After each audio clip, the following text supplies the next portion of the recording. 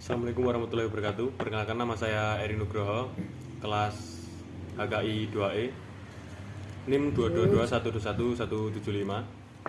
Di sini saya akan menjelaskan tentang pengantar usul fiqh yang bermateri tentang kias.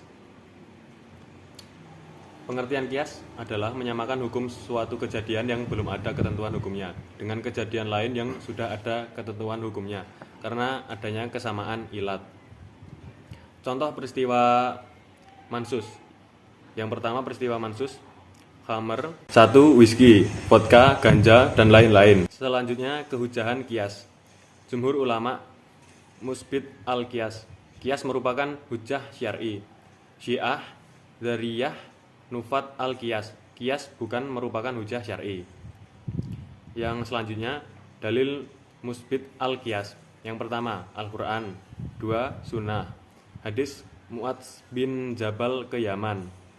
Rasulullah beberapa kali menggunakan kias untuk memutuskan hukum suatu peristiwa, seperti saat ditanya tentang hukum yang mencium istri saat berpuasa, apakah membatalkan puasa.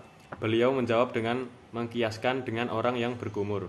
Ketiga, af'al dan akwal sahabat. Kekhilafan Rasulullah dikiaskan dengan Rasul. Penentang zakat dikiaskan dengan saat Rasulullah masih hidup.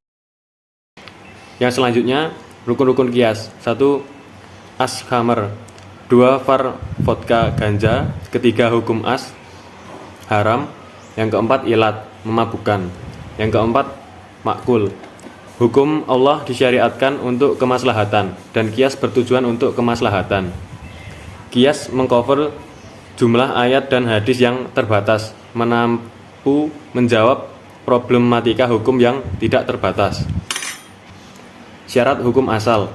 1 merupakan hukum syarak amali yang ditetapkan berdasarkan nas.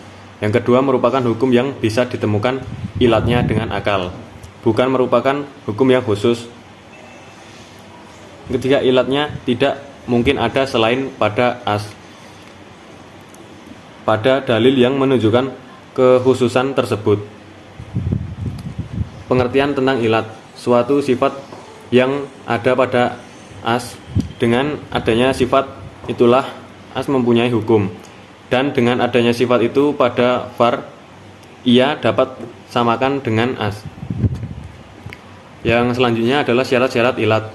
Yang pertama merupakan sifat yang zahir, yang kedua merupakan sifat yang mudzabit, bisa diketahui batasannya. Yang ketiga merupakan sifat yang munasib, sesuai untuk dijadikan batasan ada atau tidaknya hukum. Yang keempat bukan merupakan sifat yang hanya pada asal. Yang selanjutnya langkah-langkah menentukan ilat. Yang pertama nas, ilat al-mansus alaih. Ada nas Al-Quran atau sunnah yang dengan jelas menunjukkan ilat suatu hukum. Yang kedua ijma, kesepakatan para ulama bahwa ilat perwalian atas harta anak adalah sighar atau sifat kecil. Yang ketiga as-sabr, wa'at taksim, menguji dan memilah. Hak ijbar, ayah dalam menikahkan anaknya, keperawanan atau kecil. Keharaman riba, fadl dan nasi'ah, makanan pokok dapat diukur dan ditimbang. Sekian dari saya, terima kasih. Wassalamualaikum warahmatullahi wabarakatuh.